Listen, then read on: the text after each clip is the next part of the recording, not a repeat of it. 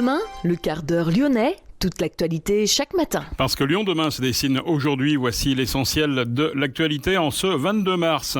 Une fête avec 120 personnes était sur le point de se tenir ce week-end au Mont-Cindre. Les gendarmes sont intervenus. Les forces militaires mises à contribution depuis un an. Qu'en est-il avec l'arrivée de la troisième vague? Les explications du général Philippe Loyacono, gouverneur militaire de Lyon, dans ce quart d'heure lyonnais. La librairie anarchiste La Plume Noire à la Croix-Rousse a été la cible de jets de pierre ce week-end. 500 personnes ont défilé contre la loi sécurité globale à Lyon et Villeurbanne samedi. La métropole accentue l'effort du dispositif Éco-Rénov', explication avec Léo Ballery. Et puis les principaux résultats sportifs du week-end à la fin de cette édition. Lyon demain, le quart d'heure lyonnais, toute l'actualité chaque matin. Gérald de Bouchon. Bonjour à tous et bienvenue dans ce quart d'heure lyonnais. Les gendarmes de Limonest sont intervenus samedi après-midi à Saint-Cyr-au-Mont-d'Or. Une fête avec 120 personnes était sur le point de se tenir aux Lanternes, un lieu prévu pour des séminaires situé au sommet du Mont-Cindre. Des groupes WhatsApp avaient véhiculé l'info. En début d'après-midi, une cinquantaine de personnes étaient déjà sur place. La logistique déployée a inquiété les équipes de l'établissement qui ont aussitôt alerté la gendarmerie. Les gendarmes ont saisi le matériel de sonorisation et les boissons. Ils ont interpellé les trois organisateurs. L'exploitant des lanternes dit avoir été trompé.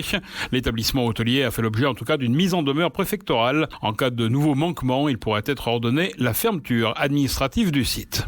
Près de 30 600 nouvelles contaminations en Covid-19 ont été recensées ces dernières 24 heures, avec près de 26 000 patients hospitalisés, dont 4 406 en réanimation. Les hôpitaux français sont sous pression. La vague monte, a prévenu le ministre de la Santé Olivier Véran, peu optimiste sur l'évolution à court terme de la situation sanitaire. Dispositif résilience, opération Sentinelle et opération extérieure. L'armée est restée mobilisée depuis le début de la crise sanitaire. Il y a tout juste un an, les forces militaires étaient mises à contribution pour construire un hôpital de campagne, transporter des malades ou livrer des masques dans les EHPAD. Qu'en est-il avec l'arrivée de la troisième vague? Nous avons rencontré le gouverneur militaire de Lyon, le général Philippe Loyacono, pour en savoir plus. L'armée aborde cette vague avec sérieux et sérénité. Je ne sais pas si c'est une troisième, deuxième vague, mais ce que je peux vous dire aujourd'hui, c'est qu'en Auvergne-Rhône-Alpes, les forces armées sont impactées, comme tout le monde, par cette crise sanitaire et que s'agissant des cas contacts ou des cas positifs, nous en avons quand même heureusement très peu, de la classe d'une cinquantaine, ce qui, vous le conviendrez, sur 25 000 personnes reste, je ne sais pas si c'est admissible, mais en tout cas, on est en mesure de continuer à travailler. Preuve notamment que les gestes barrières que nous martelons en permanence sont bien appliqués, compris de toutes celles et ceux qui concourent à la défense du pays. Qu'est-ce qui a changé dans votre quotidien par rapport notamment à ces interactions qu'il faut limiter? Ce qui a changé, c'est le retour du béret dans le quartier et la fin du serrage de louche et la bise. Ça, c'est la première mesure que j'ai prise, bien sûr. Donc, vous l'avez bien compris, c'est les affaires de distanciation sociale. J'avais dit à tout le monde, c'est simple, désormais, on va refaire comme avant. On va remettre le béret et on va se saluer. Ça évitera déjà d'avoir à se serrer la main. Plus sérieusement, il a fallu revoir toute l'ingénierie d'entraînement. Et donc, là où on s'entraînait à 30 ou à 50, arriver à diviser cela par 2, par 3. Donc, à socler et à sanctuariser l'entraînement individuel, l'entraînement de groupe de 10 personnes et voir après comment on pouvait faire au niveau de 30 personnes. Et donc, nous avons été en permanence dans l'adaptation parce que, ne l'oublions jamais, pendant cette crise sanitaire ou depuis qu'il y a cette crise sanitaire, le dispositif de lutte contre le terrorisme en métropole, notamment sur Lyon ou Auvergne-Rhône-Alpes, Sentinelle, existe toujours et donc les gens doivent s'entraîner, doivent toujours avoir ces savoir-faire bien maîtrisés. Et de même, nous envoyons des jeunes gens en opération extérieure, au Mali ou ailleurs. La brigade d'infanterie de montagne se prépare à partir et eux aussi avaient besoin de s'entraîner. Donc, il a fallu s'adapter. La partie la plus visible pour une population, évidemment, c'est Sentinelle, justement.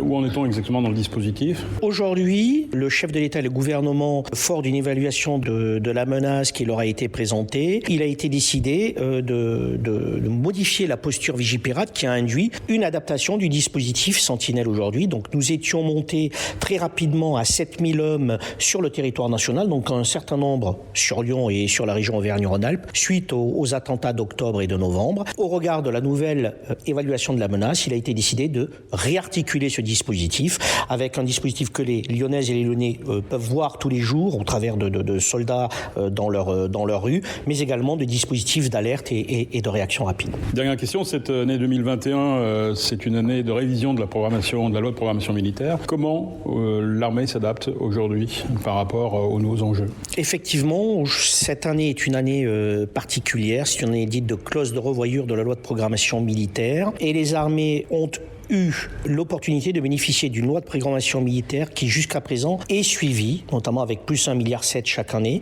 Bien évidemment, nous sommes comptables des euros qui nous sont confiés et nous sommes bien sûr conscients de l'effort de la nation sur son effort de défense et donc au profit des armées. Donc à partir de là, nous construisons tout un argumentaire, non pas pour obtenir plus, mais bien pour pouvoir répondre à l'ambition du chef des armées et chef de l'État, de l'ambition 2030 qui est de faire des armées françaises les armées référentes en Europe. Et pour cela, bien évidemment, les armées ont mis en œuvre différents plans de transformation, on pourrait dire. Le plan Mercator pour la Marine nationale, le plan de vol pour l'armée de l'air, la vision stratégique 2030 pour le chef d'état-major de l'armée de terre, avec son programme emblématique Scorpion. Et donc, ces objets-là, ces plans, ont pour vocation de répondre à cette ambition du chef des armées et pour ce faire, bénéficient d'un effort de défense. Et il faut que cet effort de défense, bien sûr, puisse continuer. Un des nouveaux ennemis, c'est le Covid ? C'est un ennemi de plus. Comme tout ennemi, il est embêtant, je ne dirais rien d'autre, forcément. L'ennemi n'est jamais là où l'on veut, ne se présente jamais comme l'on souhaite, n'attaque jamais au bon endroit, il est toujours sur- ou sous-dimensionné, c'est le problème de tout ennemi. Et donc, pour ce qui nous concerne, nous devons collectivement, là c'est toute la nation, bien évidemment, mettre en œuvre des mesures conservatoires, les fameux gestes barrières, et puis après, s'adapter, être agile, garder le sourire, même si c'est parfois très compliqué, parce que cet ennemi-là, on va le vaincre. De toute façon, on va le vaincre. Le général Philippe Loyacono, gouverneur militaire de Lyon. Samedi, en début d'après-midi, une quarantaine d'individus s'en est pris à la librairie anarchiste La Plume Noire, située à la Croix-Rousse. L'établissement a été la cible de jets de pierre. Les faits se sont produits alors que se tenait une collecte solidaire organisée pour les sans-abri par l'association PES, pour l'égalité sociale et l'écologie. Une plainte a été déposée. Grégory Doucet a réagi sur Twitter en dénonçant des dégradations volontaires, intimidations et mise en danger. Nous sommes déterminés à lutter contre toute forme de haine et ne céderons rien face à la violence, a conclu le maire écologiste de Lyon. Environ 500 personnes ont défilé contre la loi sécurité globale à Lyon et Villeurbanne.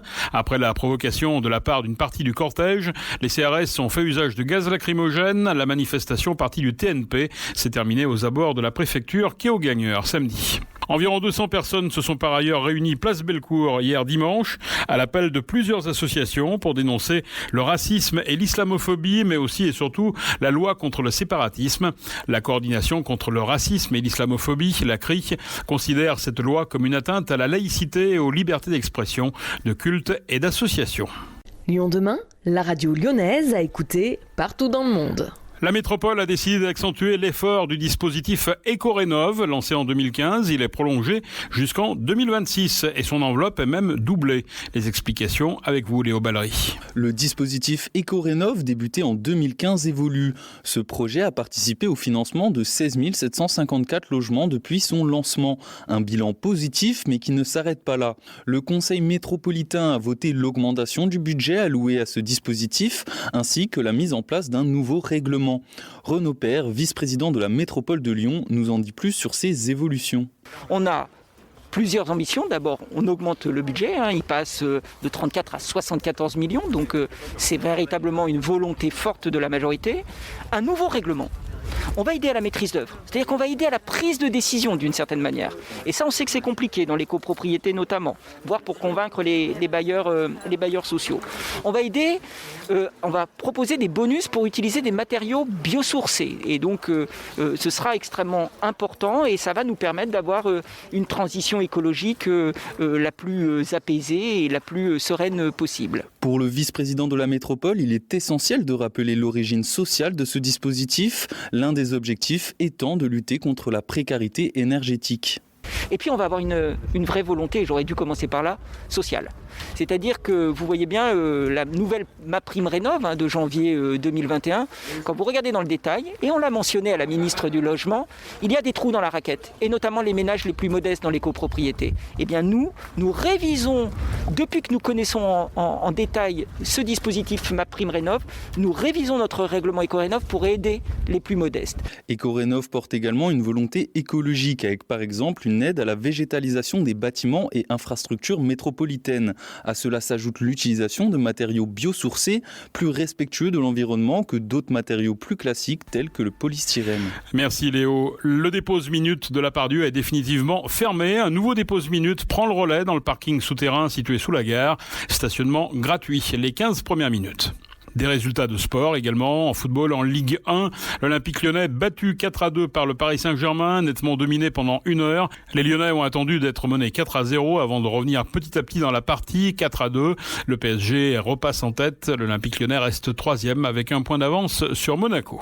Et puis en basket, en Coupe de France, l'Asvel arrache son billet pour les demi-finales face à Boulogne-le-Valois. Les Villeurbanais se sont imposés sur le fil 74-73. C'est la fin de ce quart d'heure lyonnais. Merci de l'avoir suivi. On se retrouve demain, même heure, même antenne. En attendant, restez prudents.